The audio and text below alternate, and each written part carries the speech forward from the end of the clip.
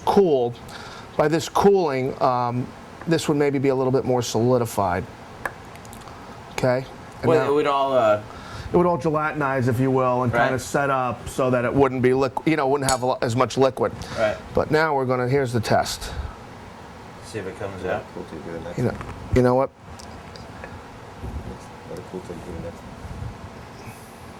I'll tell you what we're going to do. We're going to allow this to cool just for a few moments, and we'll go on to the next preparation. Yes. All right, cool. I'm going to put this in the fridge. We're going to start something else. Lovely. It's great. All right, you go. Okay. We're going to go ahead next, and we're going to do one of our signature dishes in the club, which is Jail Island salmon. The salmon today we're going to do over a red cabbage, carrot, and jicama slaw. Here, we'll give you that. Later, we'll need those later. Yep. Come back. What's jicama? Jicama is a... Jicama. I'm sorry, I have Malox later.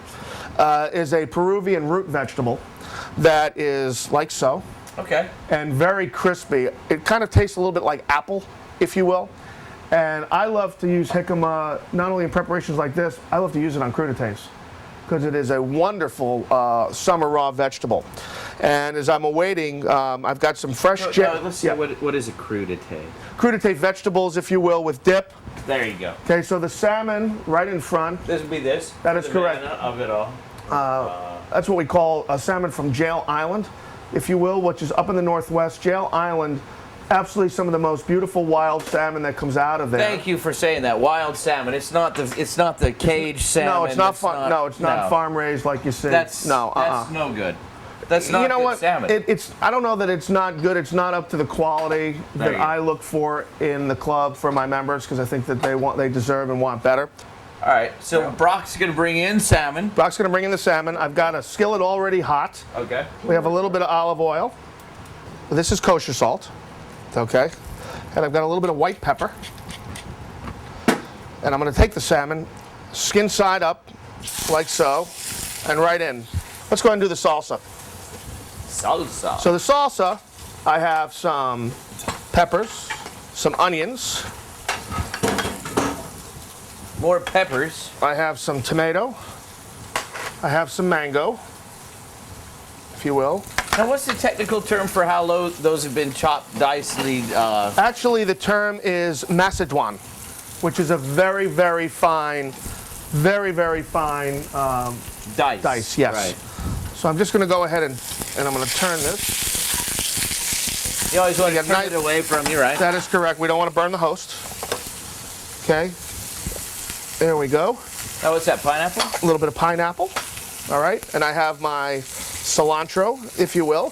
Which is basically Italian parsley, is that right? That's absolutely correct. I learned that on one of the other shows. Okay, and I go ahead and I just incorporate that like so. And you can see what I love about this is just the beautiful color, which is what I love. You know what I love is your tong work there. Do you? Yeah. It's very nice. You did say tong work, did you not? Okay. I have a little bit of garlic, and I'm going to go ahead and just put some garlic. Now you're showing off. No, not really. We'll pull this off the stove. And the garlic, if you will, right into our pan. And I'm going to just move this along again. And I'm going to put this off to the side. And I'm going to also take just a little bit of mango syrup to this, which is just nothing more than a little bit of pureed mango. Okay, and that Any sugar or anything? I have some sugar here. I don't like a lot of sugar, and the reason I don't is I like to bring out the natural essence. Look at that. Isn't that gorgeous? Isn't that beautiful? Okay. Well, because the fruit will create their own, won't they? Their own syrup. That's right. They not only create their own syrup, they'll create their own natural sugars by melding and marinating together. I'm going to go ahead and put this off to the side, and we'll now go ahead and we'll make our vinaigrette. Okay, and to make our vinaigrette, which is right there, let me move this out of the way, if I I'll may. take that. Very good, thank you. No, happy to help. And what's lovely about this is everything goes in the blender. Okay, so I have some garlic. Now, let me just ask, it might be a stupid question, but I'm good at those, so. If you didn't have a blender, could you use a food processor? Could use a food processor, sure. I've got cilantro, if you will. Okay?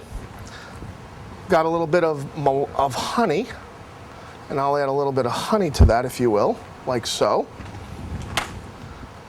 I have some mango juice, if you will. Whoops. Okay? And just a little bit of olive oil. Okay. And then I'm going to go ahead and just put that right in. That's the classic 3-in-1, right? That's right.